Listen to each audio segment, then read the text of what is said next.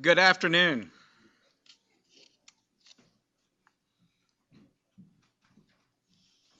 Welcome to the investiture of Professor Paul J. Heald as the Richard W. and Marie L. Corman Professor of Law. Investitures are a long-established tradition in academia as a way to acknowledge and honor faculty members who over the course of their careers have shown exemplary achievement in their scholarship, teaching, and public engagement. Paul has excelled in all these areas, and we celebrate that excellence today. We are delighted to welcome Paul's family and friends to celebrate with us. His wife, Jill, and daughter, Margaret, with her partner, Malik, his sister, Laura, and Douglas Godfrey, his college roommate and a law professor at Chicago, Kent. Please join me in welcoming them.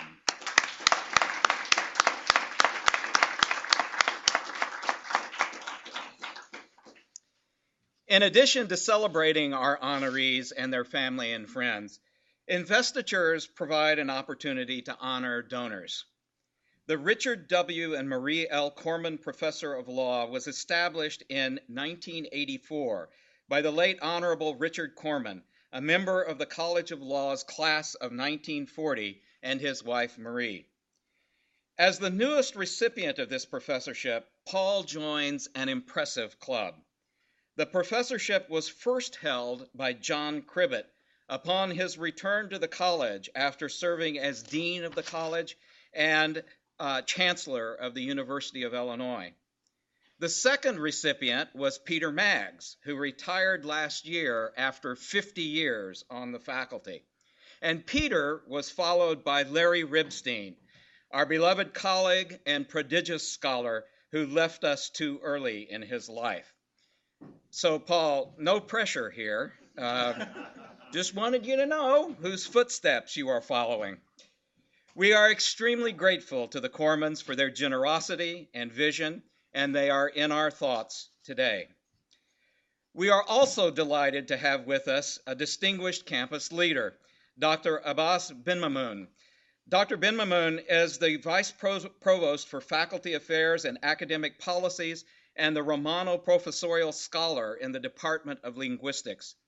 An expert on comparative syntax and morphology of natural language and on heritage languages, he previously served on the faculty of the University of Wisconsin at Madison and the School of Oriental and African Studies at the University of London. As Vice Provost, he provides leadership in the areas of academic affairs and faculty affairs. Please join me in welcoming Dr. Abbas Benmamoun.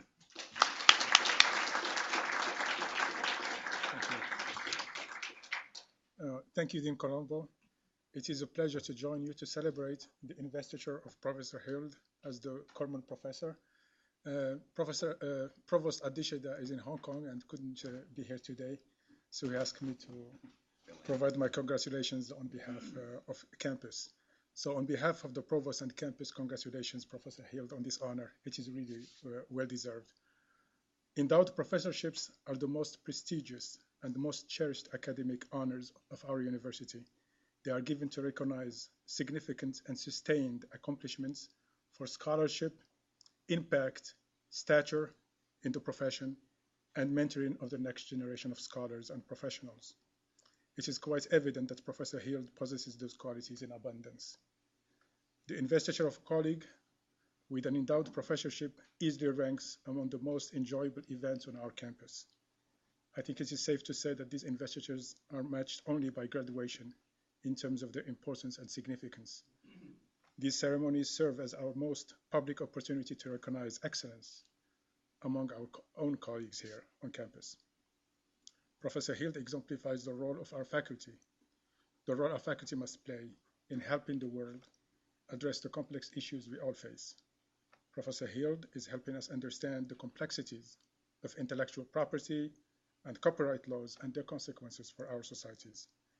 I am certain it is exactly the kind of excellence that Richard and Mary Corman intended to support with their original investment of this gift in the College of Law. Endowed professorships like this one are vital to enable us to continue to recruit and retain top faculty. like Professor Hill. So we are very grateful to the generosity of our alumni and friends and for trusting us with gifts like this one. And we are putting it to good use today. But before I end my remarks, let me end on a personal note here. So to speak as a faculty from the School of Literature, Cultures, and Linguistics, if you look at Professor Hill's CV, you'll notice that in fact he's a graduate of our school from the program in comparative literature. So I am really proud as a faculty from the School of Literature, Cultures, and Linguistics to count him as one of our own. So congratulations, Professor Hill, and congratulations to your family as well.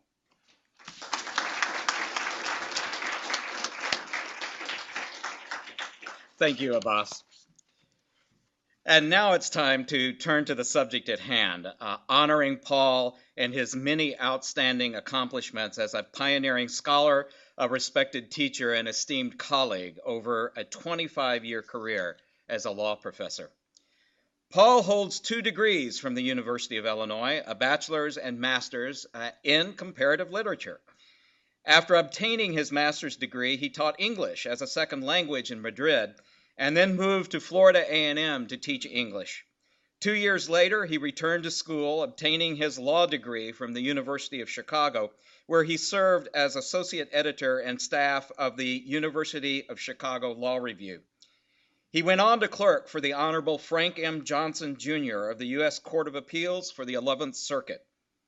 In 1989, Paul joined the law faculty at the University of Georgia, where he was the youngest faculty member in the law school's history to be named to an endowed faculty position. As the Allen Post Professor of Law at Georgia, he also served as Associate Dean for Faculty Development. In 2011, we lied about the effects of global warming and convinced Paul to return to the Midwest and join the faculty here at the College of Law. Over his 25-year career, Paul has held visiting positions at Cambridge University, the University of Chicago, the University of Texas, and Vanderbilt University, among others. He is currently a fellow and associated researcher at CREATE, the RC UK Center for Copyright and New Business Models in the Creative Economy, which is based at the University of Glasgow. He also recently concluded a stay as the Herbert Smith Visitor at Cambridge University. Paul is a prolific scholar on patent, copyright, and international intellectual property law.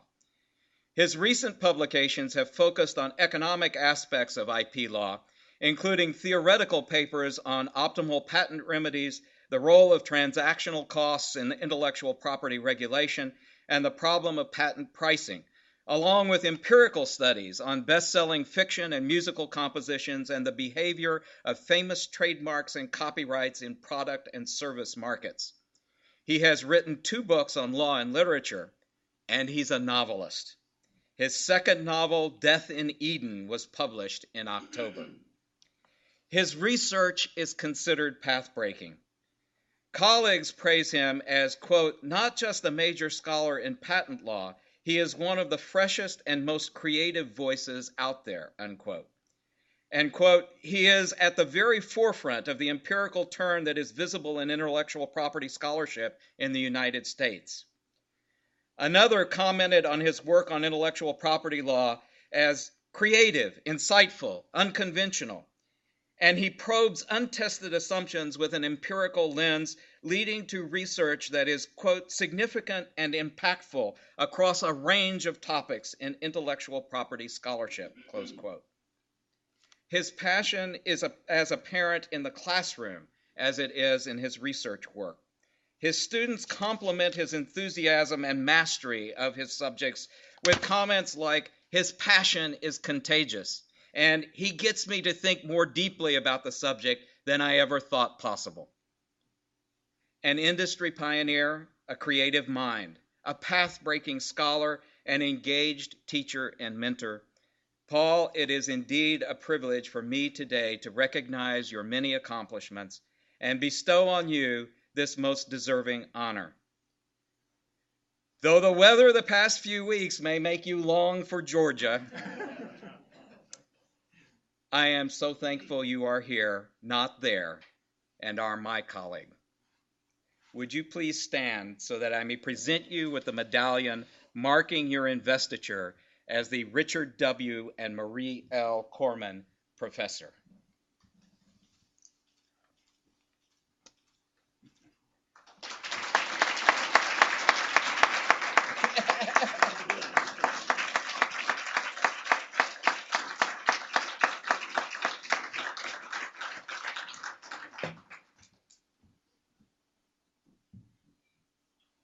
It's on. Might be more.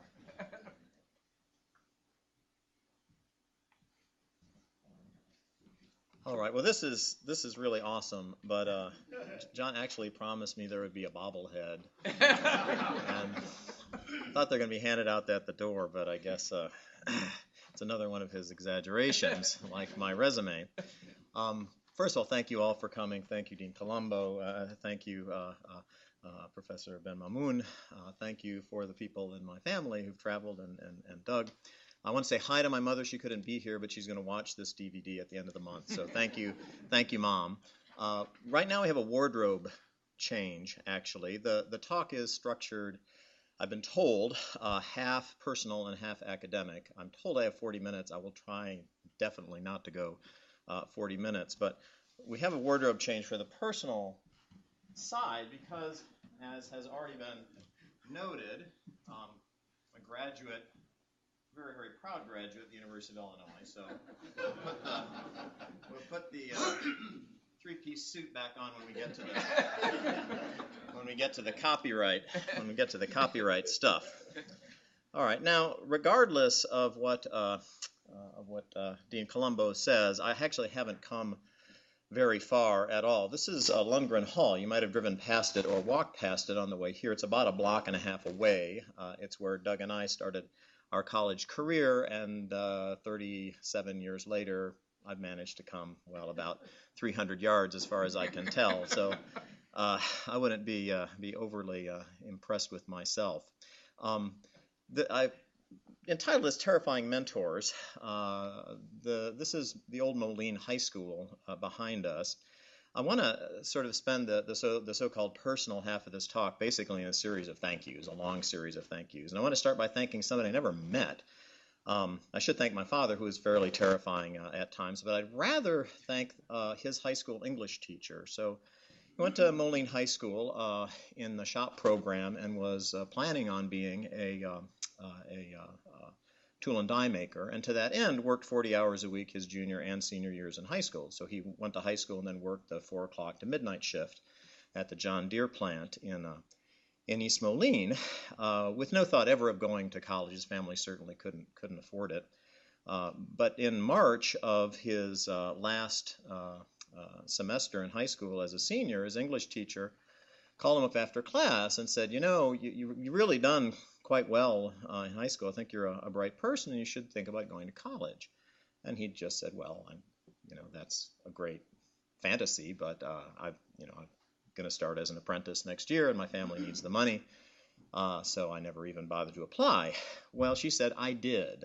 I applied for you and you've gotten a full scholarship to Illinois State University. And I'm quite sure he would have been a fantastic tool and die maker rather than a university professor, a school superintendent, and eventually the provost at Northern Illinois University had she not filed an application for him. He might even have made more money, but I'm quite certain I wouldn't be here but for this unnamed English teacher. My father's passed away, so I don't know her name. So I wanted to thank her because I think she may be as responsible as anybody for me being here today. Now, moving on to truly terrifying mentors. I was a fencer here for 4 years when I was in college. Art Shanken over my right shoulder was a fencing coach, former national champion, and Mike Vatu over my left shoulder was my épée coach. What they taught me was, and I don't want to go 50 shades of gray on you here, but sort of submission to the master, because Because fencing coaches, they are masters. You're fencing master, and if you don't listen and you don't pay attention, you don't get the benefit of the knowledge that they have that you don't. And I'm a little stubborn, and I'm an autodidact, and it took me a long time to get used to the idea that I had to listen, and these people actually knew more than I did. And I must say their teaching techniques were not maybe what we're looking for in 21st century universities. Mike used to hit me really hard with the flat of his epee when I would drop my guard in a lunge. He would just eventually get frustrated. And quite frankly, I don't think without that sort of corporal incentive I ever would have gotten anywhere in the sport.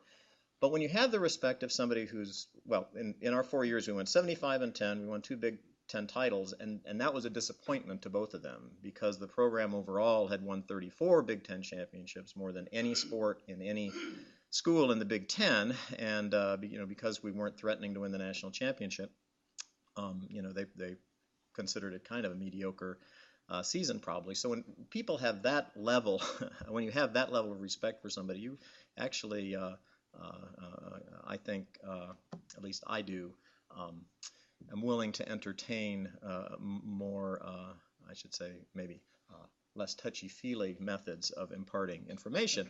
And I still vividly remember Coach Shankin at a fencing meet, and my mind just simply needed to be corrected. We had lost a match, which happened twice a year while I was there, more or less. And he sat us down and he asked us why, and I opened my mouth, and before anything came out, he just said, "Shut up.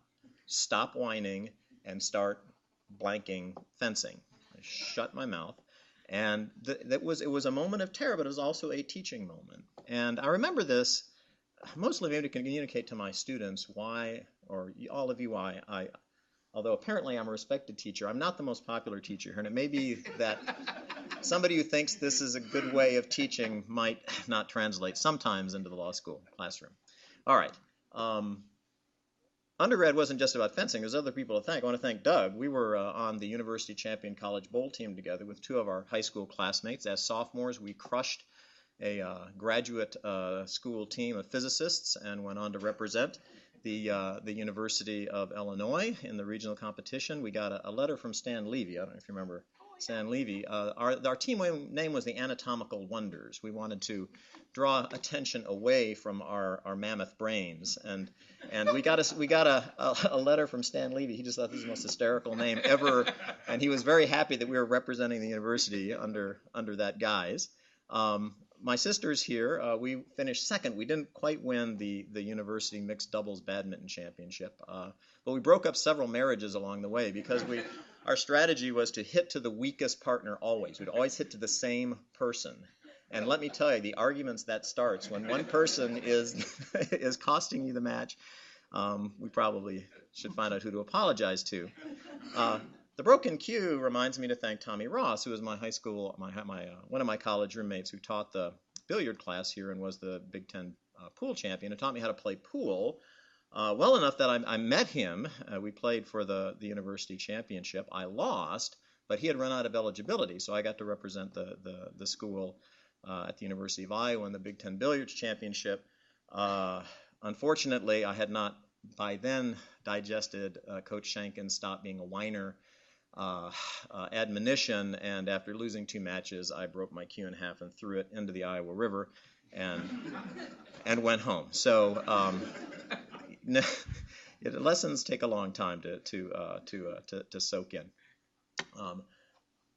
The top is Dr. Plencia Roth, professor of comparative literature here, my undergraduate mentor and professor, and truly a terrifying mentor, simply because of the depth of his knowledge in several different literatures, the depth of his linguistic ability, and the seriousness with which he approached research.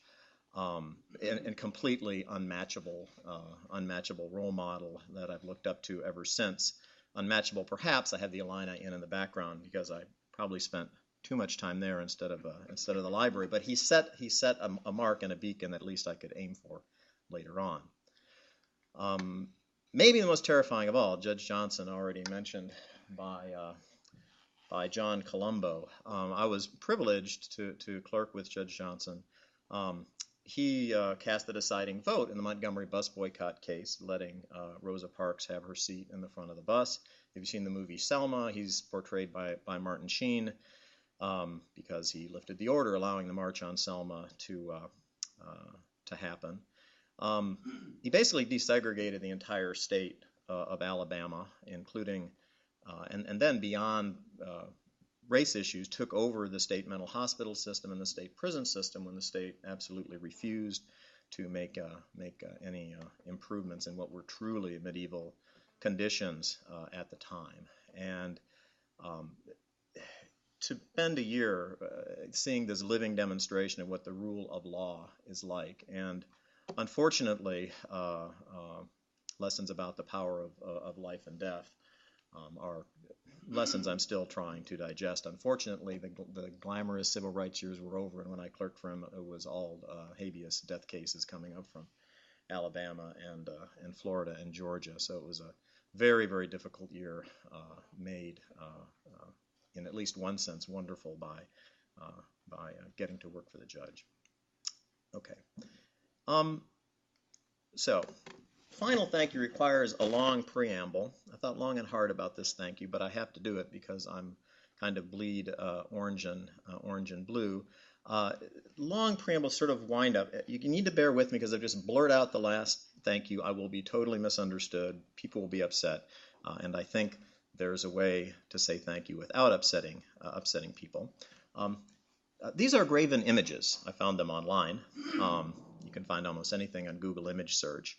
And one sign of advanced civilization, right? One sign that one has an imagination and a superior ability to think abstractly is the moment when graven images are no longer necessary for a civilization's spiritual health. Okay?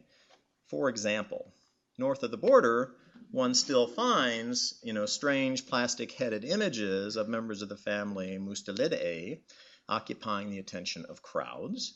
Also to the north, you see weird golden rodents leading masses of people. And saddest of all, animated nuts, named after Roman assassins. I'm still not entirely sure how that happened.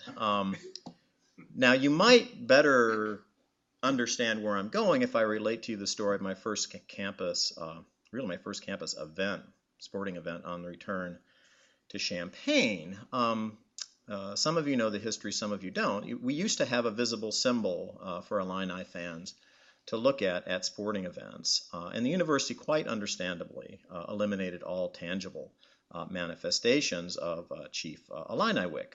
So when I returned after 30 years, I discovered that he had become invisible, right?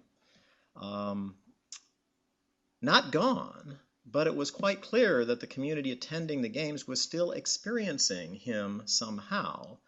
And it struck me as really interesting that the chief had become, in fact, more powerful as an invisible force than when somebody was dressed up in buckskin just pretending to be the chief. And I could see in the crowd, right, imaginative and capable of high levels of abstract thinking needed no visible instantiation of the spirit of their community, right?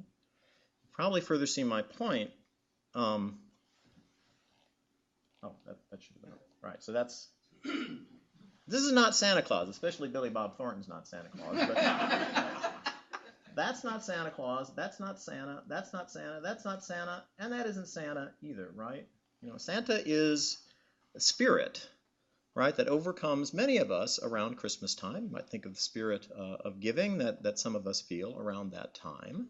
He's not these tangible, visible manifestations that some of us like.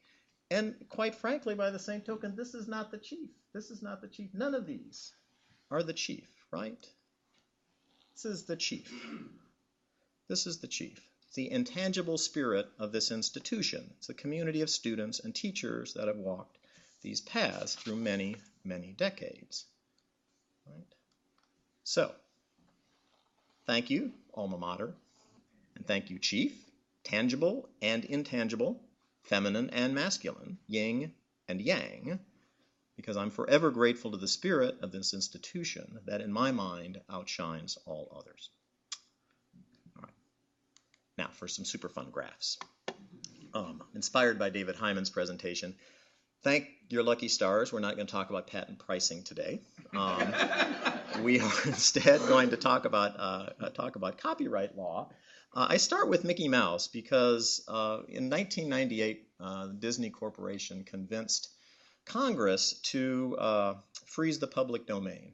Nothing has fallen into the public domain in almost 20 years now. And this is a problem, right? Public domain works are free works any of us can use, any of us can exploit, any of us can copy. And in the United States, there's sort of a magic date now. It's 1923. Everything published before 1923 is in the public domain. Everything published afterwards is still protected, or at least still potentially protected by copyright. And it's that date that Disney managed to convince Congress to freeze. And they did it in the United States and in other countries also by arguing that bad things happen when works fall into the public domain. They couldn't come to Congress and say, we need an incentive to create new works, because Mickey Mouse is already created. All the works they wanted to keep in copyright are already created. They had no incentive arguments. So instead, they argued that works need to have owners, right? If works don't have owners anymore, they won't be efficiently exploited. Bad things will happen when things fall into the public domain. So I spent the last couple of years investigating whether, in fact, as a matter of fact, this is true or not. So I'll just show you some hopefully understandable and interesting graphs demonstrating what actual markets for books and music look like. So the first thing you notice on this graph, I don't have the image right in front of me. This is a random sample of books sold on Amazon. I had a wonderful University of Illinois law student who also had a computer science degree write a program that went through. I'd actually pinged Amazon with random ISBN numbers, so we get a nice random sample of what's on Amazon. And then we wrote another program that went through the Library of Congress and determined basically the date of publication of all of the books that we had found. And this is the result. Not surprisingly, you see quite a few books from the year 2000 to 2010. That's what you'd expect Amazon would be selling. But notice how quickly this graph drops off. How few books from the 1980s, for example, are being offered on Amazon. How very, very few books from the 40s and 50s are being offered on Amazon. And then you get to that magic date, 1923. And the percentage of books being sold on Amazon from 1923 and before jumps up higher even than the number of editions currently available from the years 2000, 2010. This suggests that maybe bad things don't happen when works fall into the public domain. Maybe they become more available, and they do, from more different publishers. And maybe Disney is wrong to suggest that works need owners in order to be part of our lives. Because on Amazon, if you do a random sample, you get a whole lot of books nobody's ever heard of.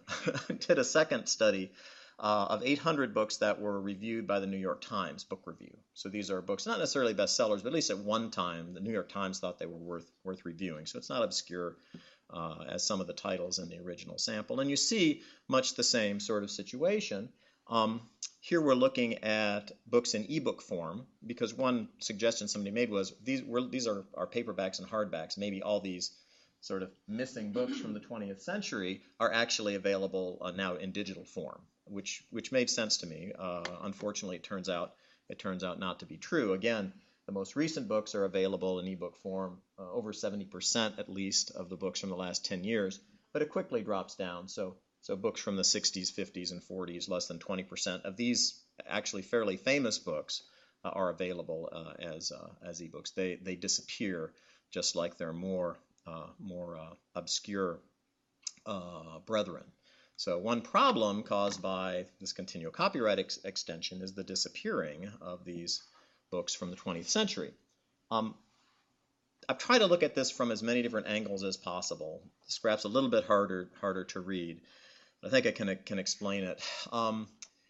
Looked now at very popular books, bestsellers from 1907 to 1932, and shows these bestsellers, about 200 before 1923 and 200 after 1923, This is the academic part of the talk, so I shouldn't be wearing this. Wonder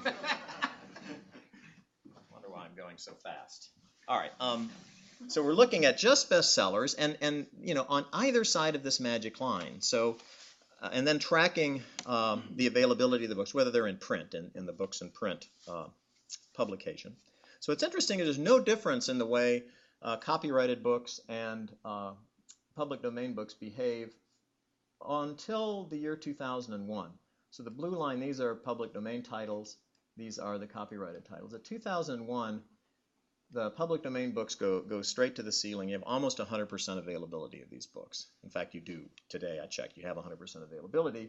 We're stuck in the low 70s with the books that are still under copyright. If a copyright owner doesn't want to make a book available, it doesn't have to, and it stays out of our eyes. If it's in the public domain, then there's always a publisher willing to set it forth.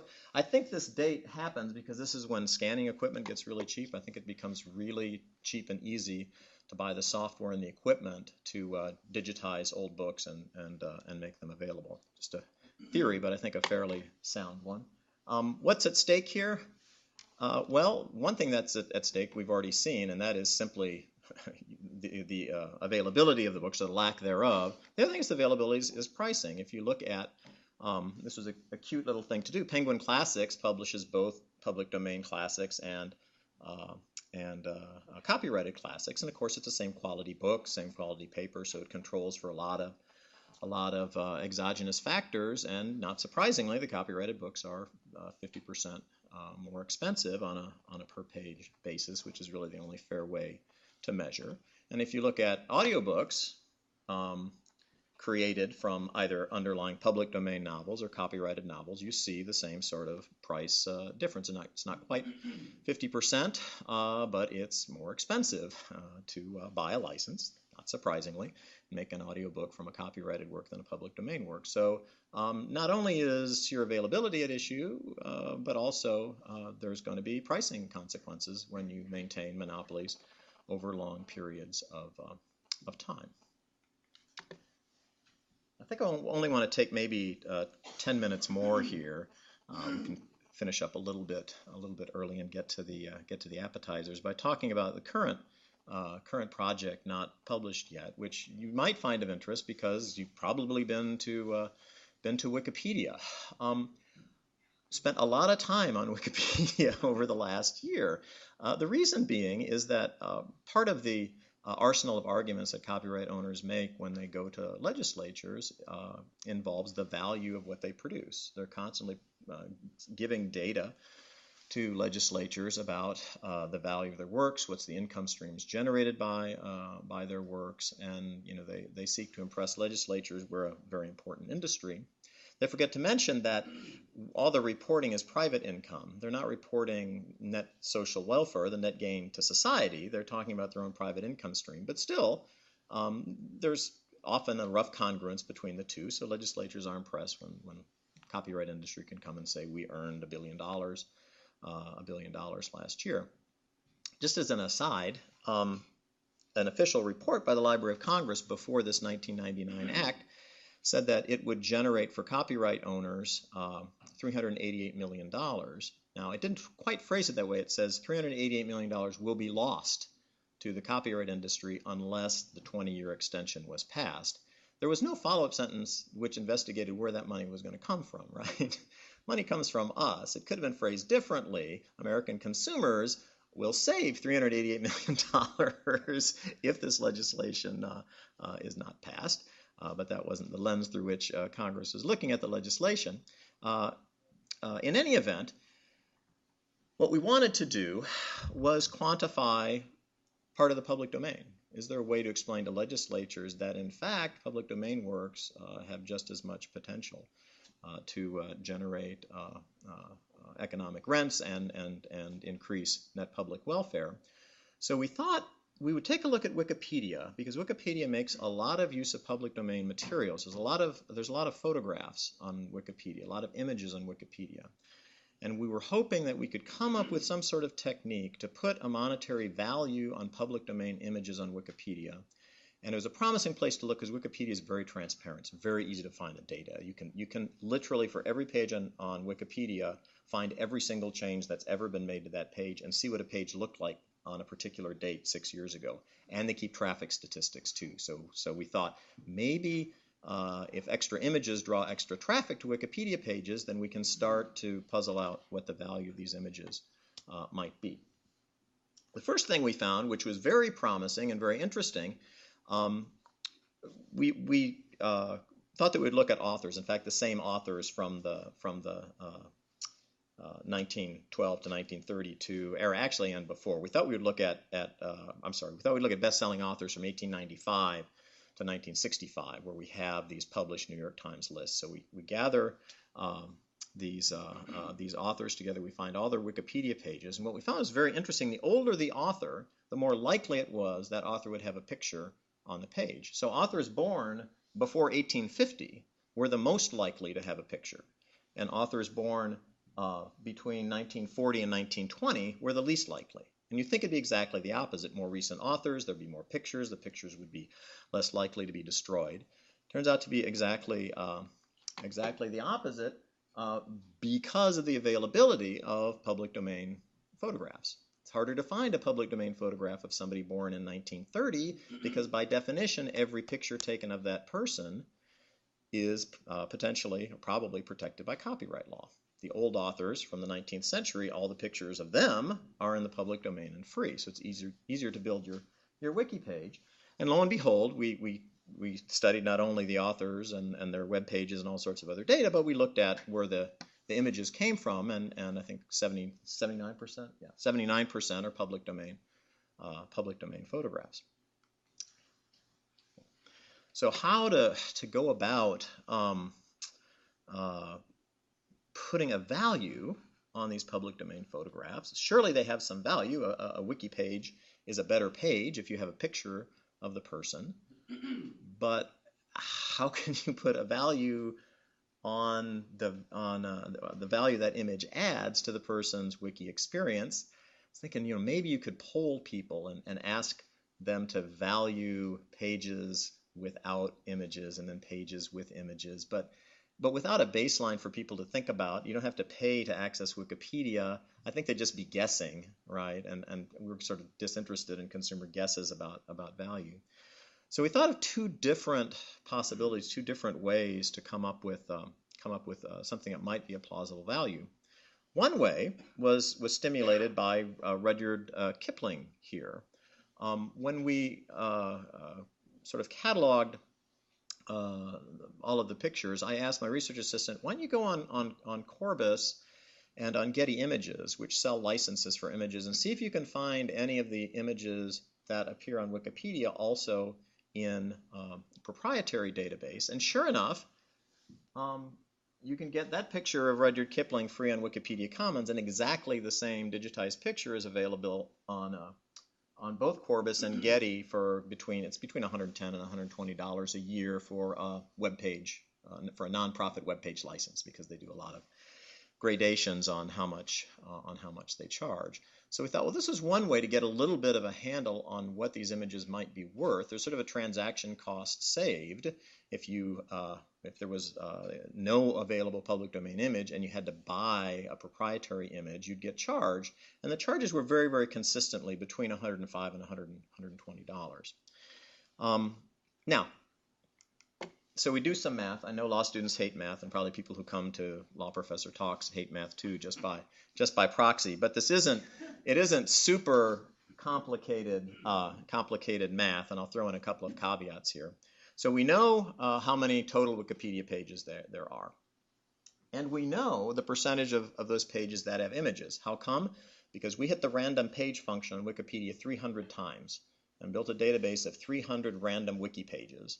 And exactly half of them had images. Okay, and that's actually gets you within 95% confidence of the entire database, or so our statistician tells us. So we'll take the total number of Wikipedia pages, cut it in half. That's the number of Wikipedia pages with images.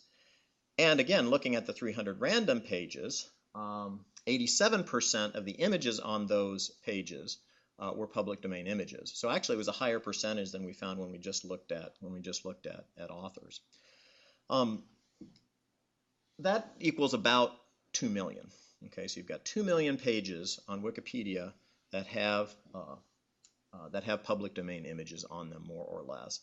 Well, one quick way to come up with a figure is to multiply that 2 million by the $105 to $120 yearly fee that Corbis or Getty would charge. That's probably unrealistic, right? Because Wikipedia, if it negotiated with Corbis or Getty for a mass license for the entire website, there's no way that they would have to pay $105 to $120. It'd probably be more like 30 or 40, or we'd have to do a hypothetical negotiation in our head to come up with a super firm figure. But just as a first cut, and we've already been more careful than copyright owners in our math, we come up with a rather hefty yearly value based on saved transaction costs. What's more fun, though, is to try to reverse engineer the Google algorithm and figure out how much extra traffic gets directed to a Wikipedia page because it has an image. So if you go on on Google and you just search for images increase traffic, you'll see all these claims ranging from you'll increase traffic to your website 100% by adding an image, or you'll increase it by 50%. Nobody really knows because Google won't tell anybody exactly how much weight their algorithm gives to added images, but it's clear, and there's a consensus that images do drive traffic to some extent. So we took this as a challenge to try to reverse engineer the Google algorithm and figure out precisely how much extra traffic was driven by the addition of the image, and then that would let us calculate a value, because it turns out that a visit to a Wikipedia page is worth half a cent. Right? This is based on business metrics and other websites, but if Wikipedia were to go private and monetize itself, there's consensus that the click-through value would be half a cent per page. So if we can get a handle on increased traffic, use the half a cent per page assumption, we might be able to come up with a value-added number based on increased traffic. Well, this turns out to be really hard, because the authors that we're looking at, we also looked at composers too to just get more data points.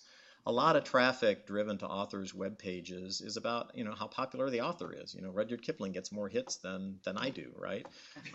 Actually, I don't have a wiki page, so I get no hits. But you get the idea. And also exogenous factors in the news also drive traffic to Wikipedia pages. So there's this really obscure author, a bestseller author at one time, and somebody never heard of the book, who had these crazy jump in traffic statistics during one particular month. So she's getting like 200 hits a month, 250, 300, all about the same, and then 5,000, and then the next month it goes down again. The spike was due to the fact she turns out to be Ephraim Zimbalist Jr.'s sister, and he died. This was a fairly famous actor. He starred in this show called The FBI. When he died, people would go visit his wiki page and see that he had a sister, and they'd click on it, and this drove, but just for a month around her death. So it becomes very difficult to try to control for all the different factors which might drive the reason somebody would go to a Wikipedia page. So what we thought we would do is measure traffic statistics on pages before an image was added, and then measure them after the image was added.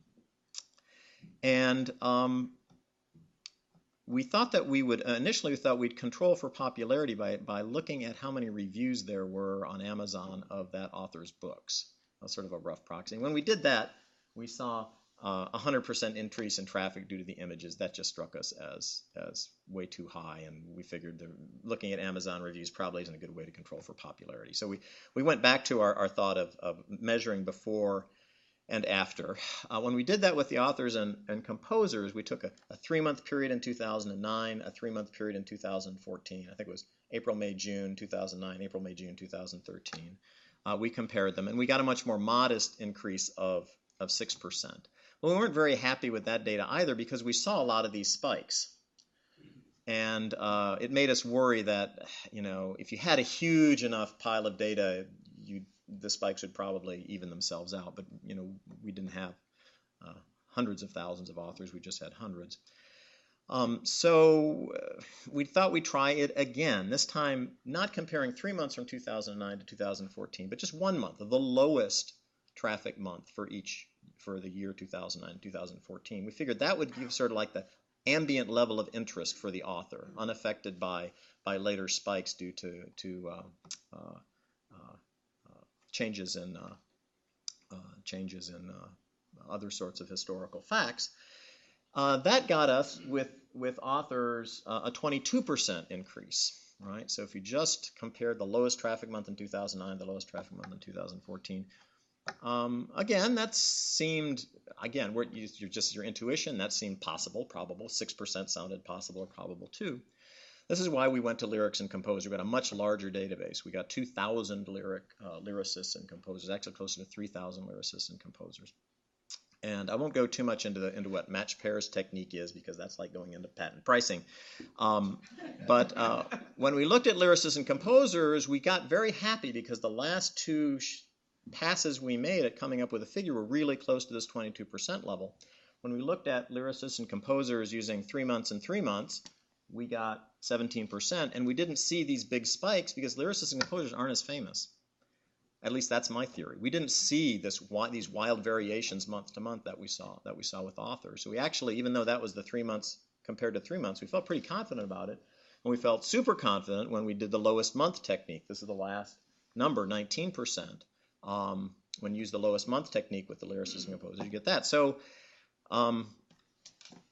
we sort of set the first two attempts aside, and for purposes of coming with an estimate, and we admit in our paper it's an estimate, and this is now an official paper of the UK government. We admit this is, we're totally transparent in what we did. We're pretty confident at about a 19% increase in traffic due to the addition of an image. We just averaged 22, 17, and 19. That's how we came up with that figure. It's going to be something more, something less, but we think we've kind of zeroed in on it. If you do the math with that number, you do it in the following way. Again, you look at the total number of wiki pages. We did this in June. Again, because of our prior random sample, we know half of them have images. We know 89% of those images are in the public domain. So we get about that $2 million figure. We multiply that by 18,000. Why do we do that? Because that's the average number of page visits a year for those 300 random pages we clicked on. Right? So there's 300 random pages, which again should be represented in Wikipedia as a whole. You get about 18,000 views per year, right? So we now have 2 million web pages times 18 million visits per year. That gives you sort of the total traffic at the pages we're looking at. We'll multiply that by the average value of a wiki page, according to the experts who magically can figure these things out. Multiply that by finally our 19% figure.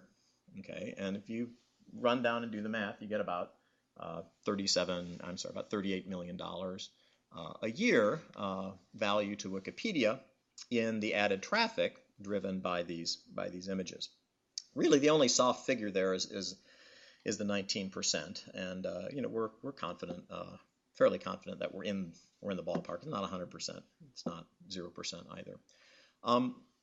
So this is part of a project basically to try to explain to legislatures around the world that the public domain is probably as important or more important to the creative industries as copyright law is. It's a really fun project because you sort of get to be on the side of the little guy, and you get to do some fun math, and you get to go to England and talk. This is key. All of my research is designed to get me overseas. You get to go to England and talk to people who care because, and this is a great way to end up, we're almost done, the English government has adopted an empirical-only approach to intellectual property law. They're not going to change their copyright law or patent law or trademark law again unless they have studies in front of them showing that net social welfare is going to be increased. So they actually care about this stuff. Congress will care not at all. They will do whatever Disney says.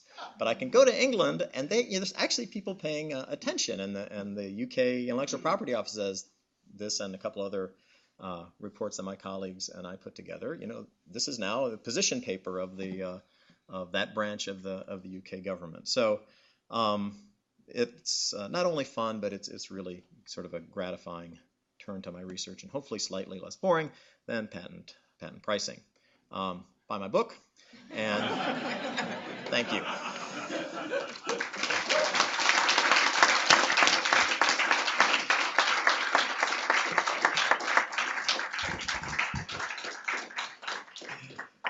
Congratulations again, Paul. We look forward to celebrating your future contributions to the Academy and to England and to the College of Law. And as we adjourn, I invite all of you to join us for a reception in the Peter and Sarah Peterson Pavilion. And one more round of applause for our new professor.